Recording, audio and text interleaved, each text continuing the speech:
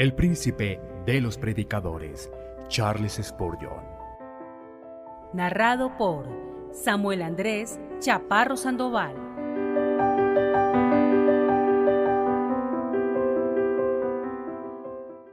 El púlpito del Tabernáculo Metropolitano, un evangelio digno de morir por él. Sermón predicado el día domingo 12 de agosto de 1883 por Charles Haddon Spurgeon en Exeter Hall, para dar testimonio del Evangelio de la Gracia.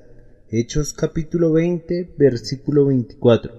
Pablo dice que, en comparación de su gran meta de predicar el Evangelio, no estimaba su vida como de algún valor para sí mismo.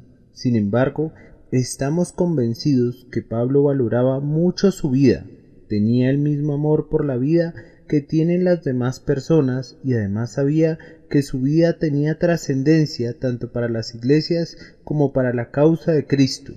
En otro lugar mencionó: pero quedarme en la carne es más necesario por causa de vosotros. Pablo no estaba hastiado de la vida, ni era una persona vana que podía tratar la vida como si fuera un objeto que pudiera ser desechado con ligereza.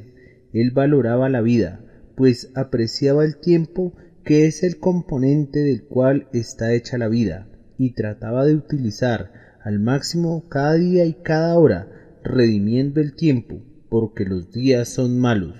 Sin embargo, dijo sobriamente a los ancianos de la iglesia de Éfeso que no consideraba su vida como algo valioso en comparación de llevar el testimonio del Evangelio de la gracia de Dios. De acuerdo al versículo que estamos analizando, el apóstol consideraba su vida como una carrera que hay que correr. Ahora, entre más rápido se corra una carrera, es mejor. Ciertamente, la longitud no es el objeto del deseo. El único pensamiento de un corredor es cómo puede llegar más rápido a la meta. Él no da ninguna importancia al terreno que pisa. No le importa la pista sobre la que corre, excepto en la medida que es el camino en el que debe correr para alcanzar su fin establecido. Así era la vida para Pablo. Todas las energías de su espíritu estaban consagradas a la obtención de un objetivo, es decir, poder llevar a todas partes el testimonio del Evangelio de la gracia de Dios, y la vida que vivía aquí abajo solamente era valorada por él como un medio para alcanzar ese fin. Pablo también consideraba el Evangelio y su ministerio de dar testimonio de él como un depósito sagrado que le había encargado el propio Señor. Pablo se veía a sí mismo como encomendado con el Evangelio y tenía la determinación de ser fiel aunque esto le costara la vida. Él dice que acabé mi carrera y el ministerio que recibí del Señor Jesús. A través del ojo de su mente veía al Salvador tomando en sus manos traspasadas el invaluable estuche que contiene la joya celestial de la gracia de Dios, y diciéndole: te he redimido con mi sangre, y te he llamado con tu nombre, y ahora entrego en tus manos esta joya para que la cuides, y la guardes con la sangre de tu corazón si es preciso. Te doy el encargo que vayas por todas partes en lugar mío y en mi nombre, y que des a conocer a todas las naciones bajo el cielo el Evangelio de la gracia de Dios. Todos los creyentes ocupan un lugar más o menos parecido. Ninguno de nosotros tiene el llamado de apóstol, y es posible que no todos hayamos recibido el llamamiento para predicar públicamente la palabra de Dios, pero a todos se nos pide que seamos valientes a favor de la verdad en esta tierra, y que contendamos eficazmente por la fe que fue entregada una vez a los santos. Hacer esto en el espíritu del apóstol de los gentiles. Como creyentes somos llamados a una forma de servicio, y así debemos estar motivados para hacer de nuestra vida una carrera, y consideramos guardianes del Evangelio, igual que la persona que lleva la insignia de un regimiento se considera a sí misma comprometida a sacrificar cualquier cosa por conservarla. Pablo era un verdadero héroe, un héroe de una estampa más noble que esos valerosos griegos cuyas historias todavía conmueven la sangre e incendian el alma. En gran medida su heroísmo buscaba la fama, la aprobación de sus conciudadanos o dependía de la excitación animal que generaba el campo de batalla. Pero el heroísmo de Pablo, en cuanto al humano, era deliberado y no buscaba la fama, por lo que se podía manifestar tanto en la soledad del calabozo como en la asamblea de los fieles. Pablo se despedía de sus amigos que estaban sumidos en el llanto y se encaminaba a pruebas de intensidad desconocida, pero era totalmente inconmovible por el miedo y avanzaba en su camino sin hacer preguntas. No puedo evitar que su despedida de los ancianos traiga a mi memoria la antigua narración de Epaminondas, el general de Tebas que, cuando fue mortalmente herido por una lanza espartana, cuya punta había permanecido metida en su cuerpo, pidió a sus amigos que la dejaran allí un poco de tiempo, pues dijo: si muero sin ser conquistado, he vivido lo suficiente. Y cuando le dijeron que había ganado la batalla y que sus camaradas habían resultado victoriosos, les pidió que le sacaran la punta de la lanza para poder morir. Alguien le hizo la observación que había caído, pero no había perdido su escudo, y que se había obtenido la victoria, a lo que respondió exhalando su último suspiro: el Epaminondas que así muere, no muere. De la misma manera, Pablo ha vivido lo suficiente si el Evangelio sigue prosperando en su curso, y aunque entregue su vida, no muere si su ministerio se realiza. Permítanme leerles sus cartas y ustedes juzgarán si no tienen ese sonido heroico. Ahora, he aquí yo voy a Jerusalén con el espíritu encadenado, sin saber lo que me ha de acontecer allí, salvo que el Espíritu Santo me da testimonio en una ciudad tras otra, diciendo que me esperan prisiones y tribulaciones. Sin embargo, no estimo que mi vida sea de ningún valor ni preciosa para mí mismo, con tal que acabe mi carrera y el ministerio que recibí del Señor Jesús para dar testimonio del Evangelio de la gracia de Dios. Esta mañana vamos a preguntarnos, ¿cuál era este Evangelio que Pablo consideraba digno de morir por él? El Evangelio de la gracia de Dios. Cuando hayamos hecho esa pregunta, pienso que estaremos preparados para otra. Si no podemos morir por él, ¿cómo podemos vivir por él?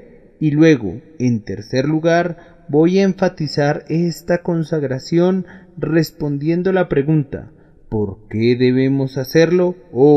Que el Espíritu Santo obre en nosotros la santa devoción y la abnegación de Pablo. Primero, entonces, vamos a preguntarnos esta mañana cuál era este Evangelio por el que Pablo estaba dispuesto a morir. No es cualquier cosa llamada Evangelio la que puede producir tal entusiasmo o merecerlo, pues, queridos hermanos, tenemos evangelios en estos días por los que no quisiera morir, ni le recomendaría que vivieran conforme a esos evangelios en la medida que se van a extinguir en pocos años. No vale la pena morir por una doctrina que se va a extinguir. He vivido lo suficiente para ver media docena de evangélicos que han surgido, han florecido y han decaído. Me dijeron hace mucho tiempo que mi vieja doctrina calvinista se quedó rezagada y era una cosa desgastada, y después escuché que la enseñanza evangélica, en cualquiera de sus formas, era una cosa del pasado y que debía ser suplantada por el pensamiento avanzado. He oído acerca de mejoras que se le hacen a la fe histórica y posteriormente de más mejoras, y los teólogos que filosofan todavía están mejorando su teología. Han continuado avanzando y avanzando, y solo el cielo sabe, y tal vez el infierno también, hasta dónde van a llegar. Yo no lo sé. Yo no moriría por ninguno de los sistemas modernos. Me gustaría preguntarles a los teólogos si hay alguna doctrina positiva en la Biblia, y si cualquier forma de enseñanza podría ser juzgada en cualquier momento digna de morir por ella, o si los mártires no fueron unos grandes tontos que murieron por verdades que pudieran haber sido valiosas para ellos, pero que el desarrollo del pensamiento las ha lanzado al desuso. Esos hombres y mujeres que fueron llevados a Smithfield y que murieron quemados por Cristo no fueron unos necios, cada uno de ellos muriendo por un conjunto de ideas que el pensamiento moderno ha derrumbado completamente. Estoy convencido que para nuestros teólogos modernos no hay tal cosa como la verdad permanente, o que, si la hay, no están seguros de haberla alcanzado. Han hecho excavaciones y han cavado y han cavado. Miren los oscuros fosos de incredulidad que han abierto, pero no han llegado hasta la roca todavía. Esperen un poco más. Algunos de estos días puede ser que encuentren algo sólido, pero hasta ahora solo han perforado a través de capas de arena. Sin embargo, solía existir un evangelio en el mundo que consistía en hechos que los cristianos nunca cuestionaron. Había una vez un evangelio en la iglesia que los creyentes abrazaban en sus corazones como si fuera la vida de sus almas. Existía un evangelio en el mundo que provocaba el entusiasmo y exigía sacrificios. Docenas de miles se han congregado para oír este evangelio con el riesgo de sus vidas. Los hombres lo han proclamado a pesar de las persecuciones de los tiranos, y lo han perdido todo y han ido a prisión y a la muerte por el evangelio, cantando salmos en todo momento. ¿Ya no existe ese evangelio? ¿O hemos llegado a la región de las nubes, donde las almas se mueren de hambre por las suposiciones y ya no pueden experimentar ni la confianza ni el ardor? Hay ahora discípulos de Jesús que deben ser alimentados con la espuma del pensamiento y con el viento de la imaginación, alimentos con lo que los hombres se tornan sesudos y magnánimos. De ningún modo, más bien, no vamos a regresar al alimento sustancial de la revelación infalible y clamar al Espíritu Santo para que nos alimente por medio de su inspirada palabra. ¿Cuál es este evangelio que Pablo valoraba más que su propia vida? Era llamado por él el evangelio de la gracia de Dios. Lo que impactaba con más fuerza al apóstol en el evangelio era que consistía en un mensaje de gracia solamente. En medio de la melodía proveniente de las buenas nuevas, una nota sonaba sobre todas las demás y agradaba el oído del apóstol. Esa nota era la gracia de Dios. Esa nota él consideraba como característica de todo el melodioso acorde. El evangelio era el evangelio de la gracia de Dios. En estos días esa palabra gracia no se escuchaba muy a menudo. Se nos habla acerca de deberes morales y de ajustes científicos y del progreso humano, pero ¿quién nos habla de la gracia de Dios excepto unos cuantos individuos anticuados que pronto habrán desaparecido? Yo estoy aquí esta mañana como uno de esos individuos anticuados y voy a tratar de hacer sonar esa palabra gracia, de tal manera que quienes conocen su sonido de gozo estarán muy contentos y quienes lo desprecian sentirán punzadas en su corazón. Gracia es la esencia del evangelio. Gracia es la única esperanza para este mundo caído. Gracia es el único consuelo de los santos que esperan la gloria. Tal vez Pablo tenía una visión más clara de la gracia que aun Pedro o Santiago o Juan, y por eso se le dedica un espacio mucho mayor en el Nuevo Testamento. Los otros escritores apostólicos sobrepasaban a Pablo en ciertos aspectos, pero Pablo se distinguía como el primero y el más notable en lo relativo a la doctrina de la gracia por su profundidad y su claridad. Necesitamos de nuevo a Pablo, o por lo menos el evangelismo de Pablo y la precisión paulina. Él acabaría pronto con los nuevos evangelios y diría de quienes lo siguen: estoy asombrado de que tan pronto os estéis apartando del que os llamó por la gracia de Cristo para ir tras un evangelio diferente. No es que haya otro evangelio, sino que hay algunos que os perturban y quieren pervertir el evangelio de Cristo. Permítanme tratar de explicar de manera breve cómo el evangelio es buenas nuevas de gracia.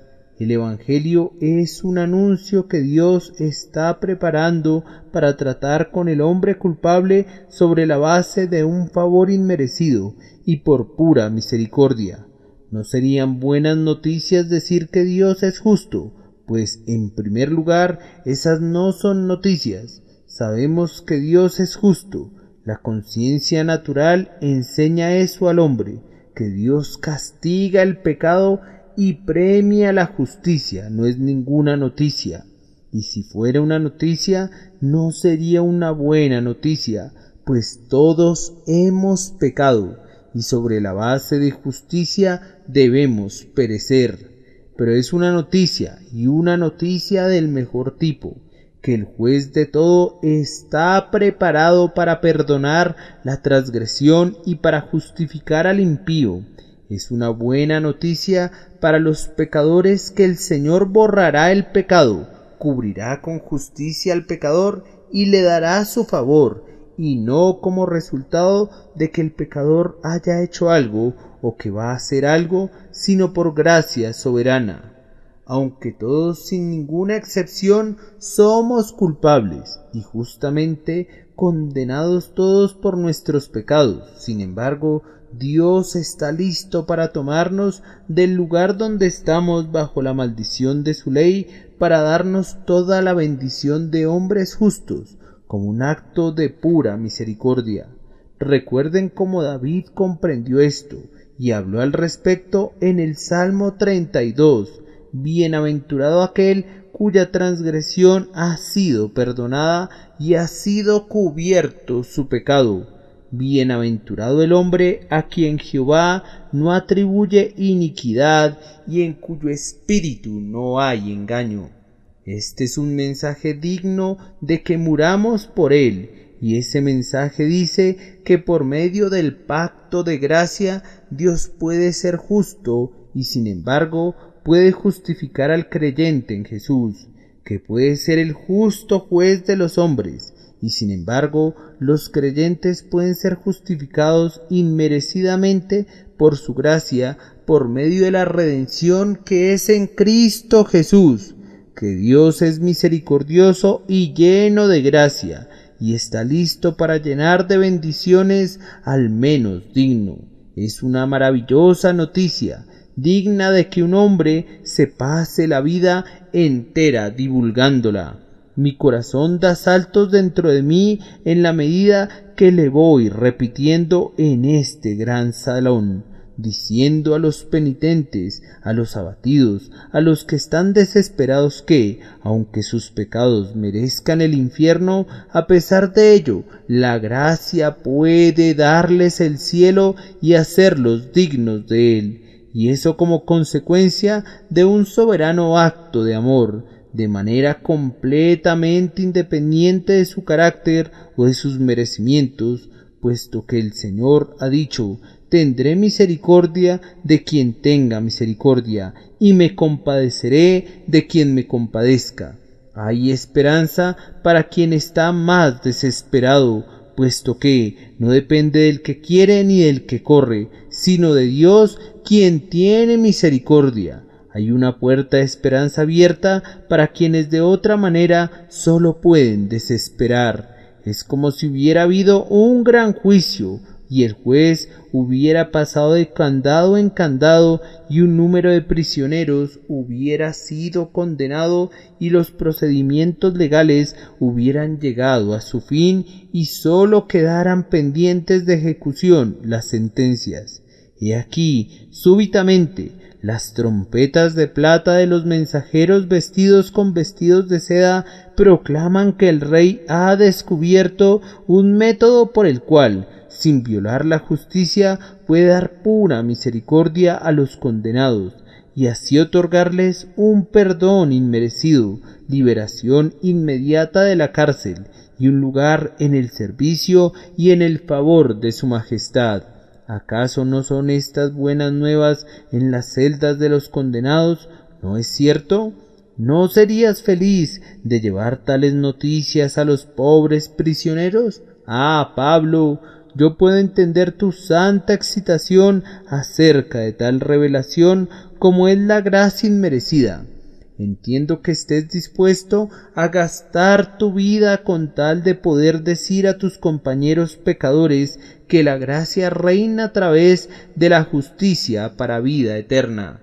Pero el Evangelio nos dice otras cosas más, es decir, que para poder tratar con los hombres en el terreno del favor inmerecido, el propio Dios Padre ha quitado el gran obstáculo que obstruía el camino de la misericordia. Dios es justo, esa es una verdad indiscutible. La conciencia del hombre sabe que es así, y la conciencia del hombre no descansará tranquila nunca hasta que pueda ver que la justicia de Dios es vindicada. Por lo tanto, para que Dios pueda tratar con justicia con los hombres sobre la base de pura misericordia, dio a su unigénito Hijo, para que por su muerte la ley pueda recibir su cumplimiento, y los eternos principios de su gobierno puedan ser mantenidos. Jesús fue designado para estar en el lugar del hombre, para llevar el pecado del hombre y sufrir el castigo de la culpa del hombre. Cuán claramente dice esto el profeta Isaías en su capítulo 53. Él es ahora salvo con toda seguridad, porque no se ha hecho de lado el mandamiento ni ha sido revocada la pena. Se hace y se sufre todo lo que puede ser exigido por la justicia más severa, y a pesar de eso la gracia tiene sus manos desatadas para distribuir perdones a quienes quiera. Se deja ir libre al deudor, pues la deuda ha sido pagada. Vean al Salvador agonizante y oigan decir al profeta: el castigo que nos trajo paz fue sobre él, y por sus heridas fuimos nosotros sanados. Aquí también todo es por gracia. Hermanos, fue por la gracia de Dios que Él decidió establecer y aceptar una expiación, suministrando Él mismo la expiación, pagando Él mismo el costo. He aquí la maravilla del tema. El propio ofendido aporta la reconciliación. Él tenía un hijo único, y sin dudar, y queriendo que no hubiera ningún obstáculo en su camino para tratar con los hombres sobre la base de la pura gracia, tomó a su hijo de su pecho, le permitió asumir nuestra frágil naturaleza y le permitió morir en esa naturaleza, el justo por los pecadores, para llevarnos a Dios. Ustedes admiran a Abraham por estar dispuesto a sacrificar a Dios a su hijo. Admiren mucho más a Jehová, que da a su Hijo por los pecadores. En esto consiste el amor, no en que nosotros hayamos amado a Dios, sino en que Él nos amó a nosotros y envió a su Hijo en expiación por nuestros pecados. Este pues es el Evangelio de la gracia de Dios, que Dios puede, sin quebrantar la justicia, tratar con los hombres sobre la base de pura misericordia, de manera totalmente independiente de sus pecados o de sus méritos, porque sus pecados fueron puestos sobre su amado Hijo Jesucristo, quien ha ofrecido a la justicia divina una satisfacción completa, de tal forma que Dios es glorioso en santidad y sin embargo rico en misericordia. Ah, amado Pablo, hay algo aquí digno de ser predicado. En el Evangelio también se revela un motivo para la misericordia que es acorde con la gracia de Dios. Se necesita siempre un motivo competente en la acción de cada hombre sabio. Los hombres no actúan sin razón si son hombres razonables. Lo mismo se aplica a Dios, la más elevada de todas las inteligencias. Él actúa sobre la base de las más elevadas razones. Su motivo para tratar con los hombres sobre la base de la gracia gratuita es la revelación de su propio glorioso carácter. Él dice: no es por causa de vosotros que hago esto. Sabedlo bien, dice el Señor Jehová. Avergonzaos y cubríos de afrenta a causa de vuestros caminos, oh casa de Israel. Obra las maravillas de su gracia. Todo esto es para que ahora sea dada a conocer, por medio de la Iglesia, la multiforme sabiduría de Dios a los principados y las autoridades en los lugares celestiales, conforme al propósito eterno que realizó en Cristo Jesús, nuestro Señor. Él encuentra un motivo en su propia naturaleza y en su misericordia, puesto que no puede encontrarlo en ninguna otra parte. Él tratará con los hombres culpables de conformidad a la soberanía de su voluntad, para la alabanza de la gloria de su gracia, que nos dio gratuitamente en el amado. Él salva a los hombres para que su propio amado Hijo Jesucristo sea enaltecido y alabado, y sea puesto en las alturas, y que su Espíritu Santo pueda ser honrado en la regeneración de las naturalezas rebeldes. Oigan esto, ustedes que sienten su culpabilidad. Dios puede, sin quebrantar su justicia, tratar con ustedes sobre la base de pura gracia, y ha encontrado una razón para hacerlo, una razón que es válida tanto para el peor de los hombres como para el mejor. Si es por causa de su propia gloria que Él salva a los pecadores culpables, entonces se abre una ventana a través de la cual puede llegar la luz a aquellos que se encuentran en la espesa tiniebla de la desesperación. Para cumplir con los designios de la gracia era necesario que se preparara un mensaje del Evangelio que fuera lleno de promesa, aliento y bendición, y verdaderamente ese mensaje nos ha sido entregado, pues ese Evangelio que predicamos ahora está lleno de gracia hasta el borde. Habla de esta manera: pecador, tal como eres en este momento, vuélvete al Señor, y Él te recibirá lleno de gracia y te amará inmerecidamente. Dios ha dicho: porque seré misericordioso en cuanto a sus injusticias y jamás me acordaré de sus pecados. Es por Cristo y no a causa de agonías o lágrimas o aflicciones de ustedes que Él quitará los pecados de ustedes y los pondrá tan lejos como el este lo está del oeste. Él dice: venid pues, razonemos juntos, aunque vuestros pecados sean como la grana, como la nieve serán emblanquecidos, aunque sean rojos como el carmesí, vendrán a ser como blanca lana. Pueden venir a Jesús tal como son, y Él les dará una remisión total de sus pecados si creen en Él. El Señor dice hoy: no busquen dentro de ustedes como si quisieran algún mérito allí, sino mírenme a mí y sean salvos. Yo daré mis bendiciones que no dependen de ningún mérito, de conformidad a la expiación de Cristo Jesús.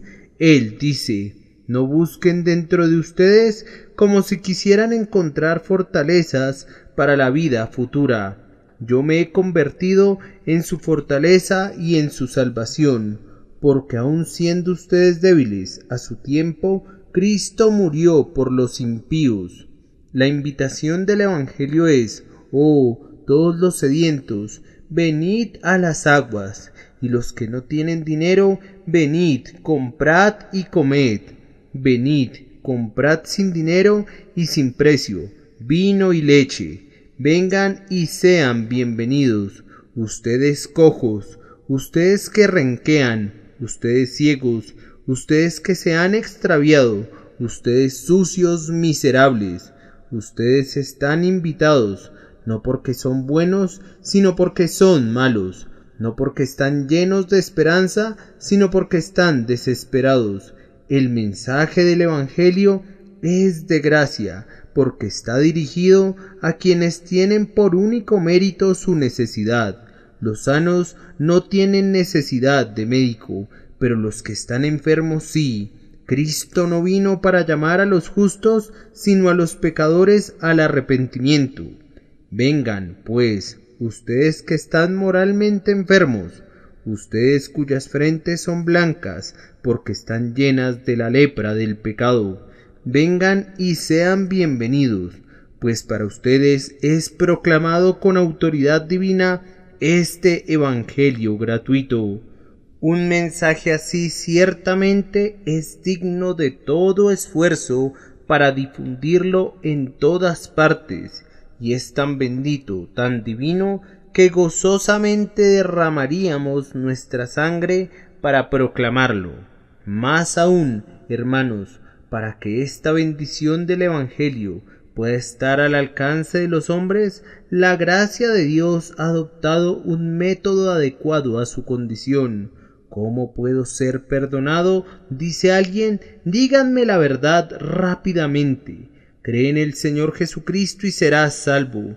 Dios no te exige buenas obras, ni tampoco buenos sentimientos, sino que aceptes esto que Él ofrece de manera inmerecida. Esto es la fe, que creas que Jesucristo es el Hijo de Dios y que tú pongas toda tu confianza en Él. Pero a todos los que le recibieron, a los que creen en su nombre, les dio el derecho de ser hechos hijos de Dios. Si tú crees, eres salvo. La salvación proviene de la fe, a fin de que sea según la gracia, para que la promesa sea firme para toda su descendencia.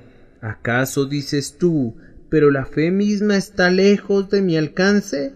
Entonces se nos dice en el Evangelio de la gracia de Dios que aun la fe es un don de Dios y que Él la da a los hombres por medio de su Espíritu Santo, pues sin ese Espíritu ellos están muertos en sus delitos y pecados. ¡Oh, qué gracia es esta! Que la fe que se nos pide también es otorgada como un don. Pero dice uno, si fuera a creer en Cristo y mis pecados pasados fueran perdonados, me temo que volvería a pecar, pues no hay ninguna fuerza en mí que me permita guardarme para el futuro. Escucha, el Evangelio de la gracia de Dios es este, que Él te sostendrá hasta el final, que Él preservará vivo en ti ese fuego que Él enciende, pues dice, yo doy vida a mis ovejas, vida eterna. Y en otra parte dice, el agua que yo le daré será en él una fuente de agua que salte para vida eterna. Las ovejas de Cristo nunca perecerán, ni nadie podrá arrebatarlas de su mano. Hombre culpable, ¿oyes esto? Tú, que no has hecho absolutamente nada para merecer la gracia de Dios.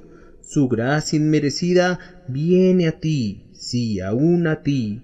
Y si te da la voluntad para recibirla, en este mismo día eres un hombre salvo, y salvo para siempre, más allá de toda duda.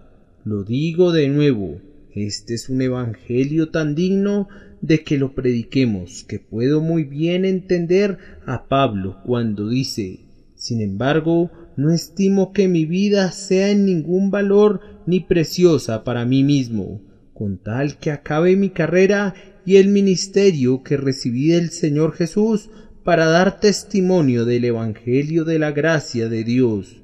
Leí en un viejo libro acerca de un sueño de alguien que estaba preocupado por su alma. Cayó dormido y soñó que estaba en la selva y había una terrible tormenta. Los rayos caían muy cerca de él, y la voz de los truenos hacía temblar la tierra sobre la que estaba. Buscaba con ansiedad algún albergue. Corrió a la primera casa que encontró, pero le negaron la entrada. El que vivía en esa casa se llamaba Justicia, que dijo con tonos teñidos por la cólera: «Lárgate de aquí, yo no puedo proteger a un criminal, a un traidor de su rey y Dios». Huyó entonces hacia la siguiente casa, que resultó ser la mansión de la verdad. La verdad vino a la puerta con calma, pero mostrando un semblante duro, y dijo: tú estás lleno de falsedad, no puedes pernoctar aquí. Entonces huyó al hogar de la paz, que estaba cerca de allí, con la esperanza que allí tal vez podría protegerse de la tormenta. Pero la paz dijo: fuera de aquí. No hay paz para los malos, dice Jehová. Entonces ya no supo qué hacer, pues la tormenta aumentaba su furia, cuando, he aquí, vio un portal sobre el cual estaba escrita la palabra misericordia. Ay, dijo él, este es el lugar para mí, pues yo soy culpable. La puerta se abrió y fue bienvenido allí. A esa casa yo los invito. Pasen adelante y descansen. Tú que no puedes quedarte con la justicia, ni con la paz, ni con la verdad, puedes venir a la misericordia y recibir abundante gracia. ¿Pareces inclinado a aceptar el camino y el método de gracia? Déjame hacerte una prueba. Algunos hombres piensan que aman algo y sin embargo no es así, pues han cometido un error al respecto. ¿Entiendes que no puedes reclamar nada ante Dios? Él dice: tendré misericordia del que tendré misericordia, y me compadeceré del que me compadeceré. En lo que concierne a la pura misericordia, nadie puede argumentar ningún mérito. De hecho, no puede existir ningún mérito. Si es por gracia, entonces no es porque se debe algo, y si es porque se debe algo, entonces no es por gracia. Si Dios quiere salvar a un hombre y a otro quiere dejar que perezca en su propio pecado, ese otro no puede atreverse a disputar con Dios. O si lo hace, la respuesta es: ¿no puedo hacer con lo mío lo que quiero? Oh, me da la impresión que te estás batiendo en retirada. Ve, tu orgullo se revela en contra de la soberanía de la gracia. Déjame llamarte aquí otra vez. Aunque no tienes ningún mérito, hay otra verdad que te sonríe, pues, por otro lado, no hay nada que te impida obtener misericordia. Si no necesitas ninguna bondad que te recomiende ante Dios, puesto lo que Él otorga es favor inmerecido, entonces de la misma manera ninguna maldad puede dejarte fuera de recibir ese favor. No importa cuán culpable puedas ser, puede ser que Dios te muestre su favor. En otros casos, Él ha llamado al primero de los pecadores. ¿Por qué no también a ti?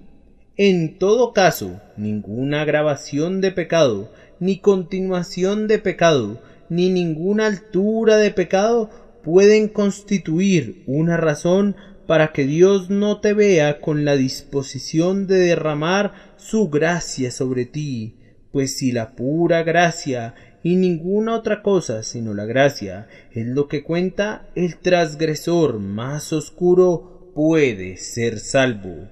En su caso hay lugar para que la gracia manifieste su grandeza.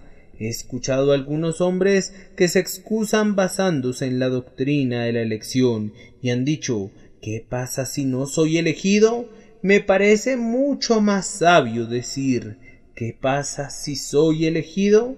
Si soy elegido, si creo en Jesús, pues nunca se ha dado el caso de que un alma descanse sobre la expiación de Cristo sin haber sido elegida por Dios desde antes de la fundación del mundo.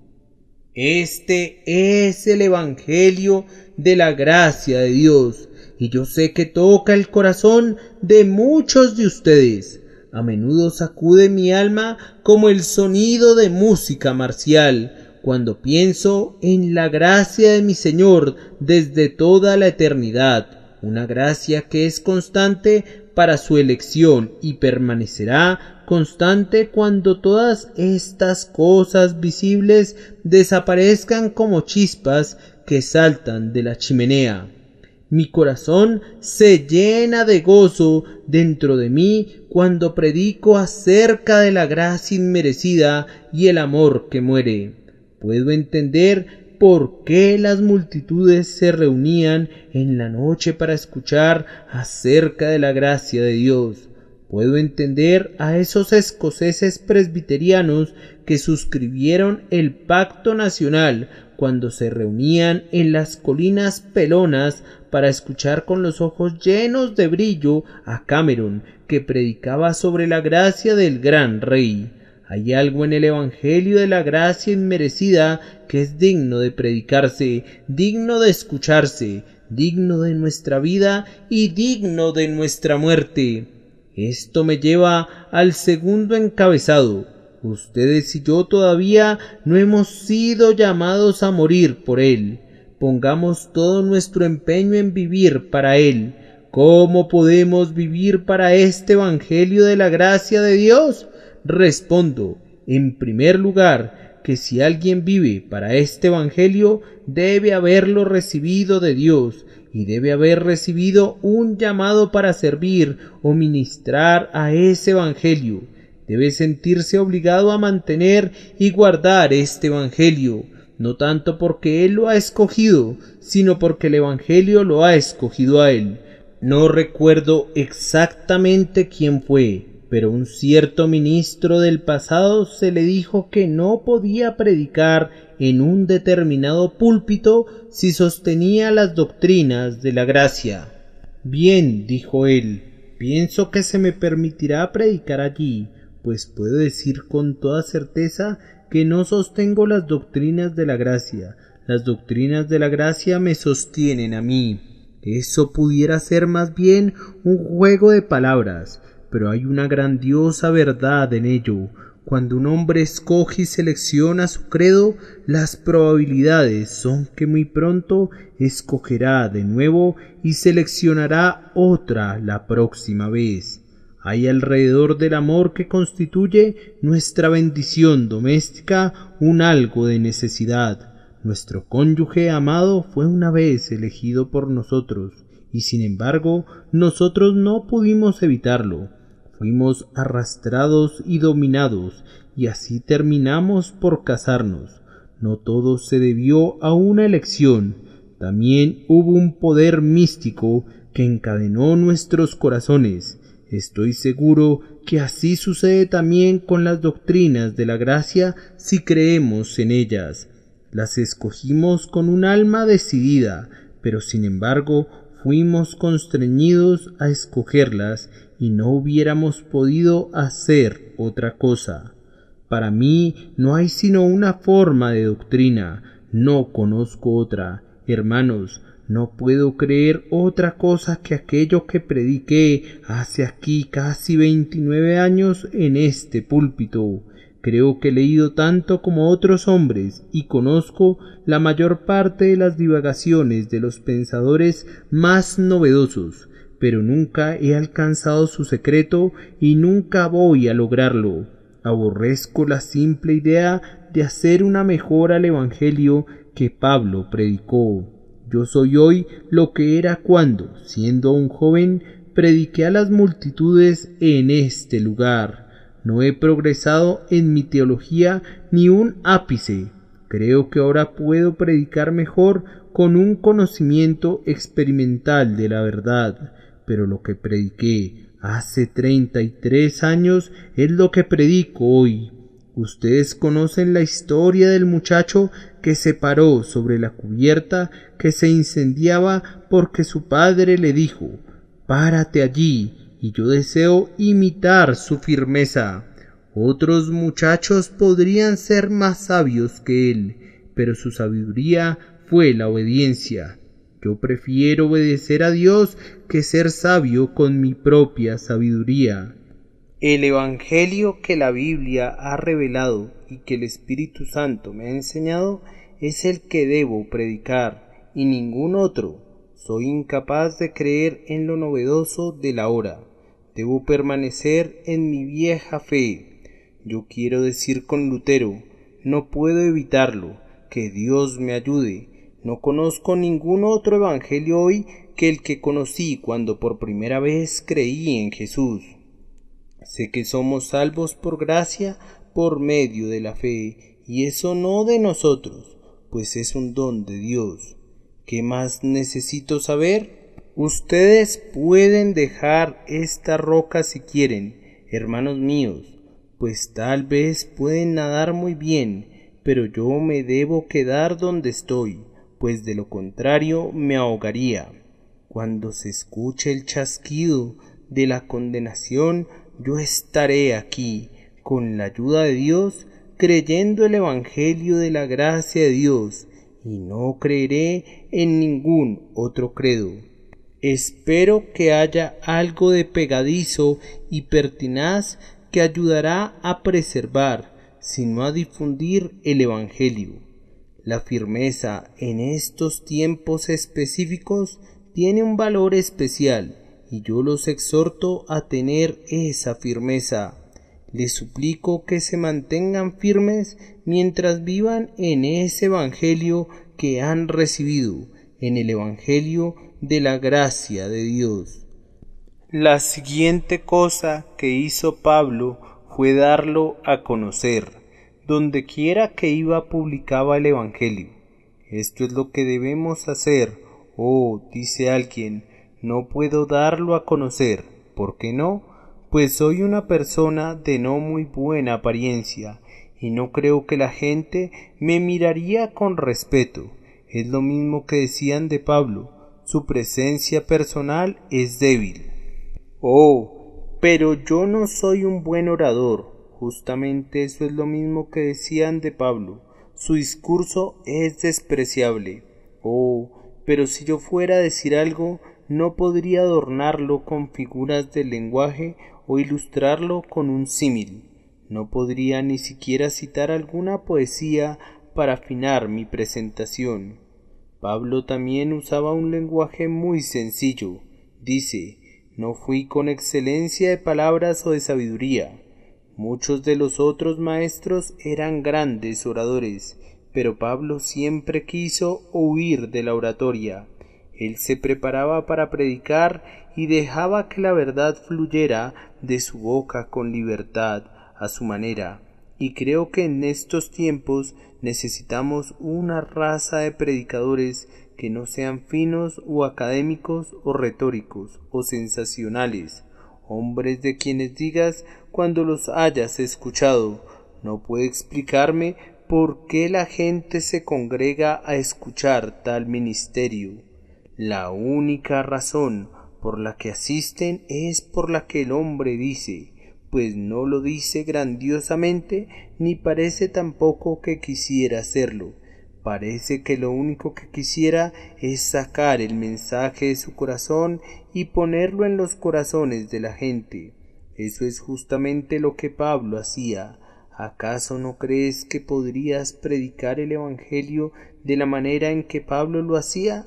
Oh, pero tengo tantas debilidades. Sí, Pablo decía que se gloriaba en sus debilidades porque el poder de Cristo descansaba en él de manera más clara. Cuando terminaba de predicar, la gente no podía decir, oh, entendemos por qué nos sentíamos así. Vemos que Pablo domina todos los secretos de la oratoria. Entendemos de manera muy clara por qué su discurso penetró en nuestros corazones. Tiene una voz tan melodiosa, clara como una campana. ¿Entendemos por qué nos gusta escucharlo? Tiene unos ojos tan expresivos, puede mirar en nuestras almas. Ahora Pablo, con toda probabilidad, tenía ojos débiles. De acuerdo a su nombre, era un hombre de baja estatura y muy probablemente hablaba con toda sencillez. Sin embargo, nunca lamentó ser así. Por el contrario, creía que en su debilidad era fuerte, pues el poder de Cristo descansaba en él. también esperaba que por esta misma razón la fe de ellos no descansaría en la sabiduría humana, sino en el poder de Dios. Hermanos y hermanas, todos somos capaces, si este fuera el caso, de ir y anunciar a otros el Evangelio de la gracia de Dios. Más aún, todavía Pablo deseaba dar testimonio del Evangelio. Ahora, dar testimonio es algo más que proclamar. Quiere decir dar un testimonio personal de la verdad. Pablo estaba especialmente calificado para dar testimonio, ¿no es cierto? Cuando predicaba con frecuencia decía esa historia acerca del fiero perseguidor que iba camino a Damasco y que fue súbitamente derribado, un perseguidor que nunca había pedido ser salvo por gracia, que no tenía ningún libre albedrío hacia Cristo, pero que tenía una firme voluntad en contra de él, que arrastraba a hombres y mujeres a prisión, los forzaba a blasfemar, siendo terriblemente encarnizado contra ellos. Oh, con cuánta dulzura Pablo anunciaba el Evangelio de la gracia de Dios cuando decía: «El Señor se me apareció en el camino.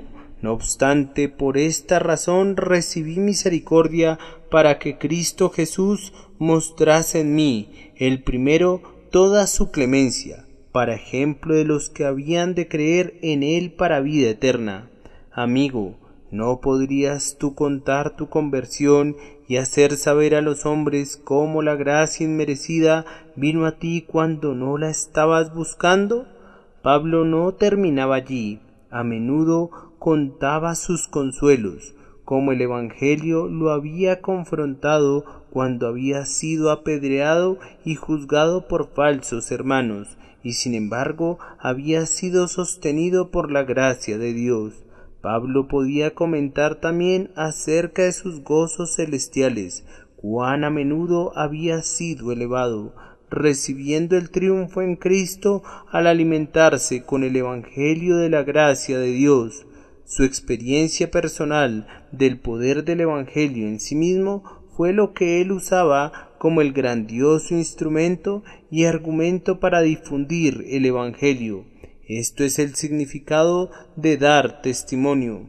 Amigo mío, si el Evangelio no ha hecho nada por ti, cállate o habla en contra de él. Pero si el Evangelio ha hecho por ti lo que ha hecho por algunos de nosotros, si ha cambiado la corriente de tu vida, si te ha levantado del muladar y te ha hecho sentar como en un trono, si hoy es tu alimento y tu bebida, si es el centro y el sol de tu vida, entonces debes dar un testimonio constante de él. Si el Evangelio se ha convertido para ti en lo que es para mí, la luz en lo más profundo de mi corazón, la esencia de mi ser, entonces proclámalo donde quiera que vayas. Haz que los hombres sepan que aun si ellos lo rechazan, para ti es el poder de Dios para salvación y lo será también para cada hombre que crea. Mi tiempo se ha terminado, pero todavía me voy a tomar un minuto para recordarles las razones por las cuales, hermanos míos, debemos vivir para dar a conocer el Evangelio de la gracia de Dios. En primer lugar, porque es el único Evangelio en el mundo. Después de todo, estos evangelios que surgen de pronto, que vienen y van como volantes, que brillan por un rato y luego son desechados, no pueden aspirar a alcanzar el interés de los hombres. Estas lunas cambiantes de doctrina que están haciendo por Inglaterra, están haciendo mucho daño en esta ciudad. Están impidiendo a las masas de la población a que vayan a algún lugar de adoración. ¿Por qué deberían asistir a oír incertidumbres? ¿Por qué deberían asistir para oír solamente enseñanzas acerca de sus deberes y para ser moralizados, etcétera, etcétera? Los hombres no son guiados a congregarse en multitudes por unas atracciones tan pobres.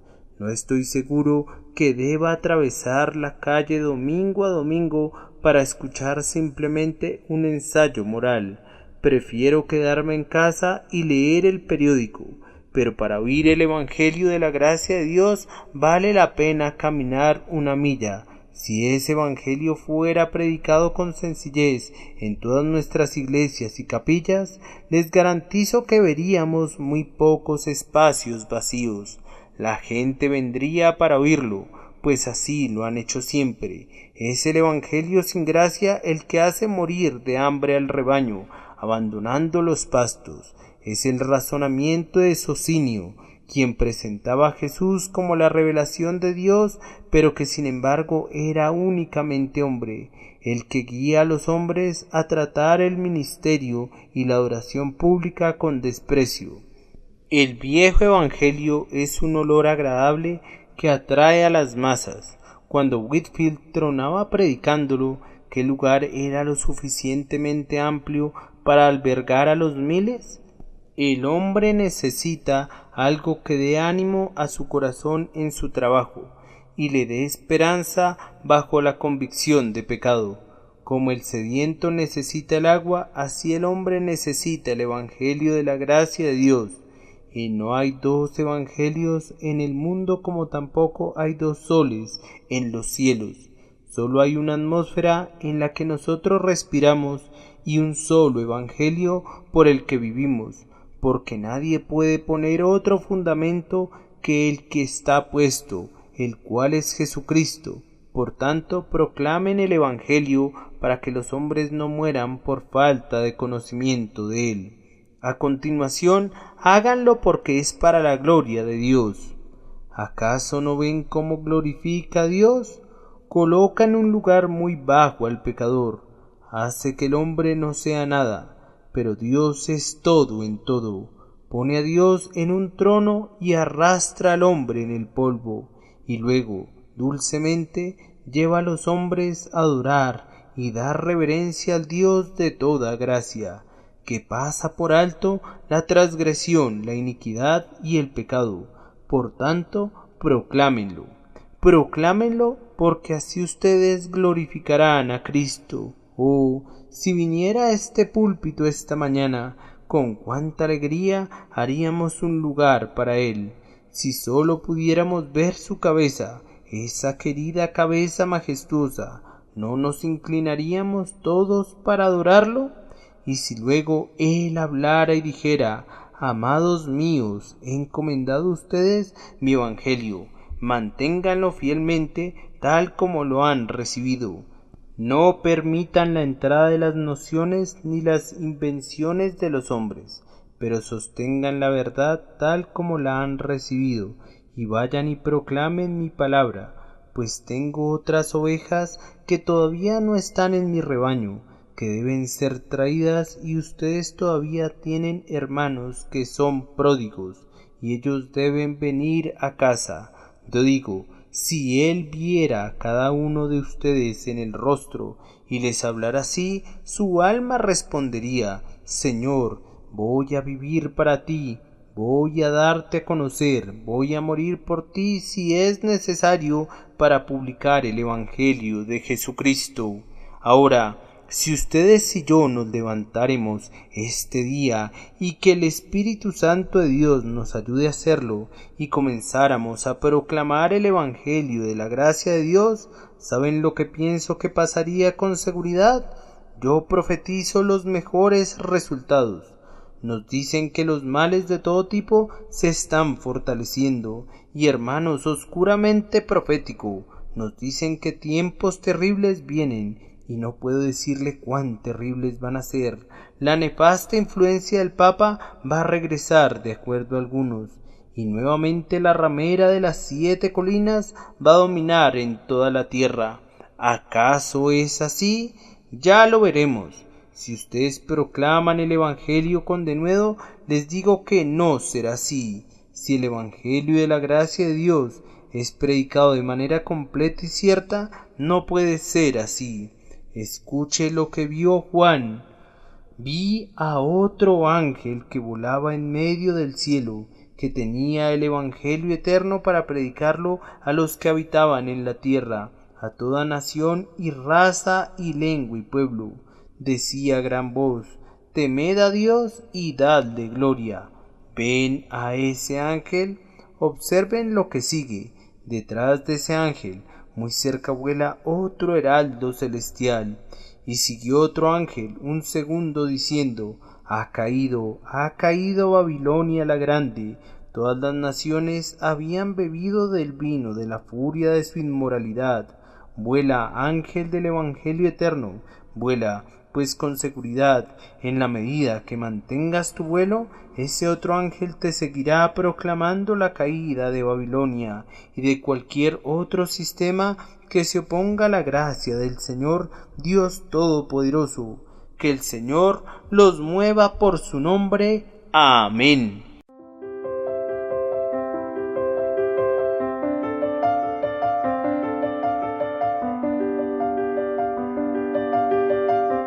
El príncipe de los predicadores, Charles Spurgeon. Narrado por Samuel Andrés Chaparro Sandoval.